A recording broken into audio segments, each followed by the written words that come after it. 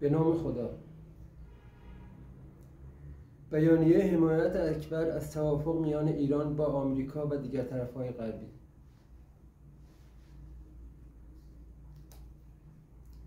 مقدمه. به عنوان اکبر و مؤسسه ملی اکبر، یعنی مؤسسه وفاق ملی ایران که هنوز در واقعیت تأسیس نشده، بیش از 1-2 ساله که دارم میگم موضوع کم و کیف روابط و مناسبات میان ایران و غرب را موضوعی مهم و دارای اولویت شناختم و در این مورد به نظر و تصمیماتی کلی رسیدم.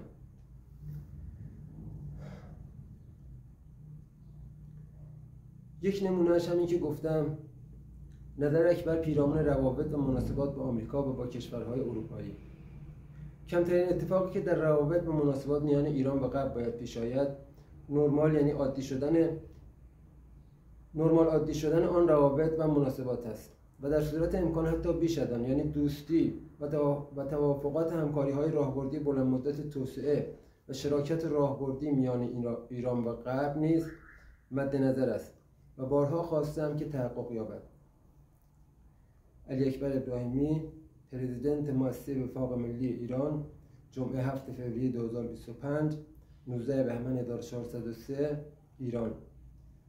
همچنین 1 ماه پس از اظهار نظر فوق نیز برای کمک فکری به مذاکرات گفتم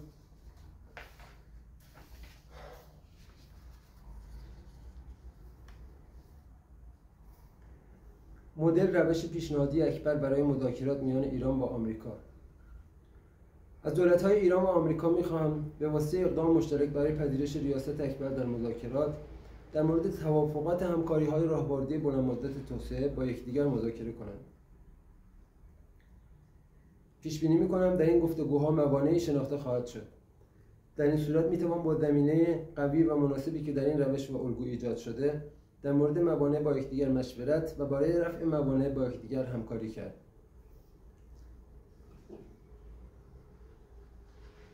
یعنی از تصور اون اهداف مطلوب شروع کنیم، بعدم بیایم به این مشکلات پیش پا افتادن برسیم، چون از این باطلاقا شاید بعید به نظر برسه که بریم به اون افق‌های دوردست برسیم، ولی اگه از همون جاها بیایم شاید این مشکلات پیش پا افتادن حل بشه. این احتمالش بیشتره که حل بشه. علی اکبر ابراهیمی، دوشنبه 10 مارس 2025، 20 اسفند 1403 ایران. برای مذاکرات میان ایران و کشورهای اروپایی نیز به همین ترتیب. پایان مقدمه.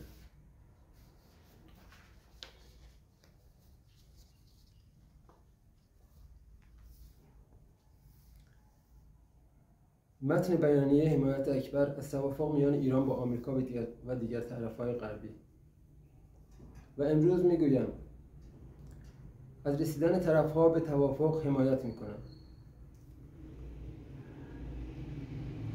در وضعیتی که مجوز و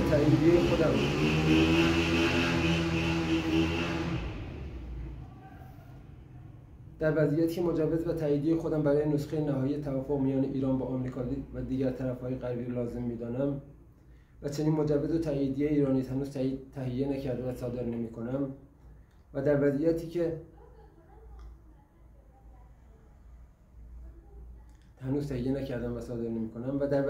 که نباید منتظر چنان مجوزها و تاییدیه‌هایی از جانب اکبر و مؤسسه اکبر ماند و باید دلخوش به همین مقدار بود که اکبر از رسیدن طرف‌ها به توافق حمایت می‌کند.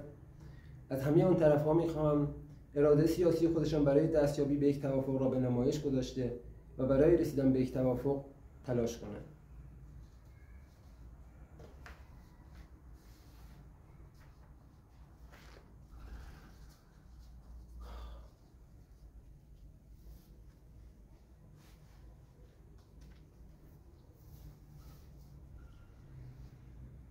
در اینجا چند فکت واقعیت را مطرح می‌کنم که به طرف‌ها برای رسیدن به توافق کمک می‌کند. 1. بداعت اکبر برای معرفی نیرویی که قرار باشد به نمایندگی از ایران با غرب مذاکرات معطوف به توافق انجام دهد، همین حاکمیت سیاسی نظام جمهوری اسلامی ایران و به ویژه رهبر و رئیس جمهور آن است. گزینه واقعی موجود، ممکن و بهتر اکبر همین است و آلترناتیو دیگری برای انجام این مأموریت ندارم و معرفی نمی‌کنم.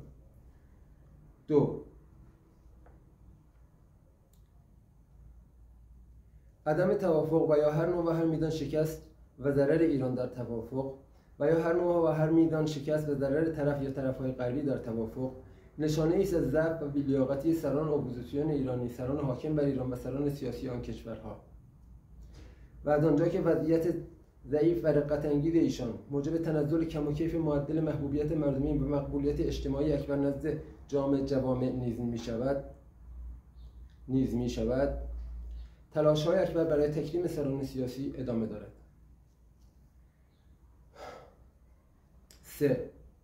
هر نوع و هر میزان خوبی، خدمات، منافع و خیری که به واسطه پندار، گفتار، کردار و مجموعه کنشگری‌ها و فعالیت‌های سران سیاسی حاکم و اپوزیسیون ایران پیرامون ایران و امور ایران برای ایران حاصل می شود و از جمله هر نوع و هر میزان امتیاز، منافع و خیری که در توافق میان ایران با طرف‌های غربی و یا با دیگران برای ایران حاصل می شود، در دیدگاه اکبر متعلق به ایران و ملت ایران شناخته شده است.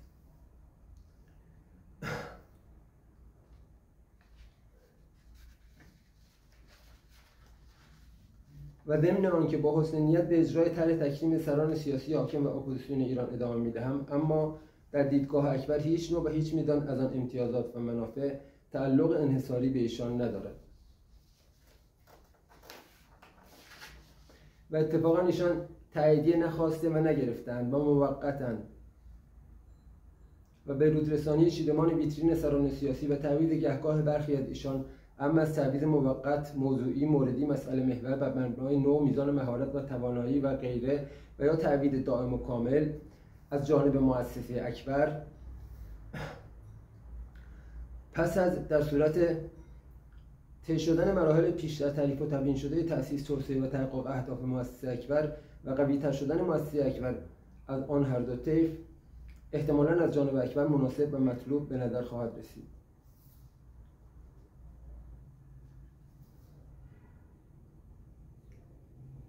و البته که در دیدگاه اکبر ایشان نیز همچون همه دیگر اعضای جامعه الیت حق دارند با مؤسسه اکبر همکاری کنند تا نیازهای سیستم به طور موضوعی، موردی و مسئله محور پاسخ یابد. و چنانچه احیانا که کرانتی معنوی نیز پیرامون هر موفقیت وجود داشته باشد، چشم به انعامی معنوی به نفع صندوق مالی ملی اکبر نیز داشته باشد.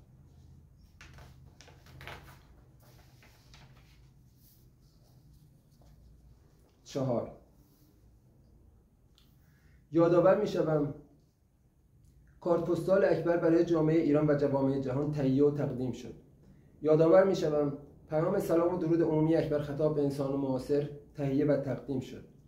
و یادآور می‌شوم اما این سکوت به آن معنی نیست که جامعه سران سیاسی حاکم و اپوزیسیون ایران نیز دیدگاه‌های سیاسی اکبر در مورد امور کلان کشور را به مردم معرفی نکنند.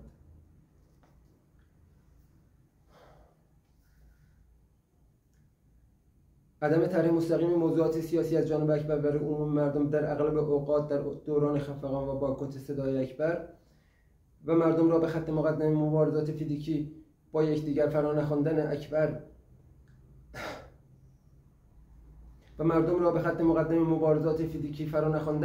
و گاهی نیز خود به تنهایی به چنان میادینی رفتن اکبر برای آن بود که مردم از طرف جامعه سران سیاسی حاکم و اپوزیسیون به خطر نیفتند. البته در محدوده چارچوب‌های کارت پستال نیز در فتح‌های مورد نیاز به طور بالقوه فراهم است و اگر که من و نمونه‌هایی از کل مردم جوامع جهان معاصرم در ناخودآگاه خیش برای هم به پیشگاه خدا خیر و نیکی مسئلت داریم و دعا می‌گوییم و برای هم ارزش، حرمت به کرامت می‌شناسیم، برخی سران سیاسی چی هستند، کی هستند، چه کارند، چه می‌خواهند و چه می‌گویند دیگه این وسط، و چه ضرورتی داشت که اهداف و منافع خودشان را عملاً در نفی صدا و موجودیت خود اکبر تعریف کنند.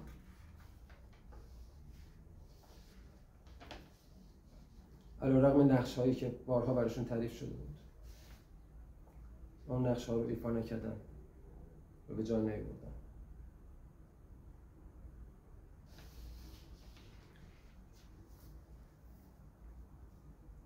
یادآور می‌شوم مرجعیت موضوع کم و کیف روابط و مناسبات میان ایران و غرب، مذاکرات میان ایشان و توافق میان ایشان با خود اکبر و مؤسسه وفاق ملی ایران مؤسسه ملی اکبر است و شکست طرف‌ها، رسیدن طرف‌ها به سطح مبتذل دشمنی، تهدید، تحریم و جنگ ناشی از بایکوت اندیشه و صدای اکبر و عبور از اندیشه و صدای اکبر به واسطه فرار به جلو، پیش بردن عملی صداهای موازی خویش و مصادره به مطلوب صدای اکبر بوده است. در ذهن، اندیشه و دیدگاه‌های اکبر به برخی خاستگاه‌های مشکلات پرداخته شده، برخی مسائل پاسخ داده شده، حل شده و سطح مسائل و موضوعات پیرامون روابط و مناسبات میان ایران و غرب از سطحی مبتذل به سطوحی بهتر ارتقا یافته است و تعمیق و گسترش جهل، یأس، اندوه، ترس، خشونت، نفرت، دشمنی، تهدید، تحریم، جنگ و غیره قابل اجتناب است.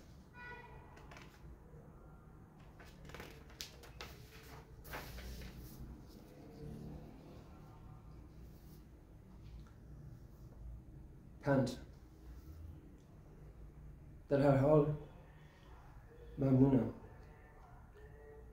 ممنونم بابت تعریف، تصویر و تحقق اهداف توسعه ایران از جانب طیف‌های حاکم، اپوزیسیون و طیف مستقل از این هر دو طیف که در ذهن و خیال اکبر انجام می شود. از همه سران سیاسی ایران در هر یک از طیف‌های حاکم، اپوزیسیون و طیف مستقل از این هر دو طیف بابت خوبی‌ها و خدماتی که احتمالاً و یا حتما داشته‌اند قدردانی و تشکر می‌کنم و بخش‌های احتمالاً نامناسب از پندار، گفتار و رفتارشان نیز به خودشان مربوط است و من صرفاً برایشان دعا می‌کنم که بهبود و ارتقا یابند و ضعف‌ها و کاسی‌هایشان در زمینه هماهنگی و همکاری با اکبر پیرامون نظریه مؤسسه ملی اکبر، یعنی مؤسسه وفاق ملی ایران، ترمیم شود تا این مرجع هر روز بیش از پیش از آن هر دو طیف قوی‌تر شود. حس و رویکرد شخصی خودم نسبت به ایشان تکریم ایشان است. وقت و منابع اضافه‌ای برای هر گونه استکاکی نسبت به ایشان ندارم. اولویتم تحقق اهداف توسعه ایران است و موفقیت، بهروزی و شادی کشور و مردم می‌اندیشم. 6.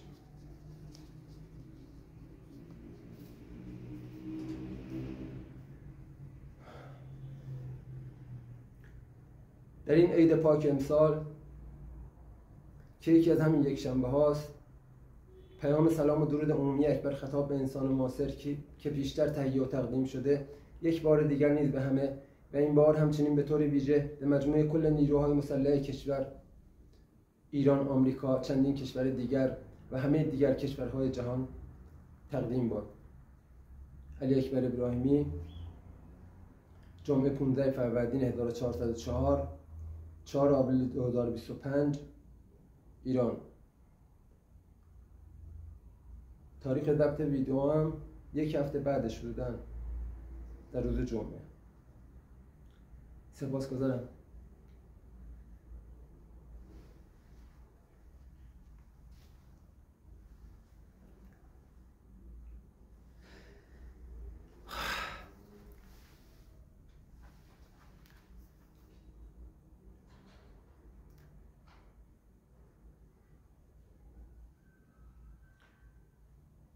وقت همه دوستان بزرگوارم بخیر.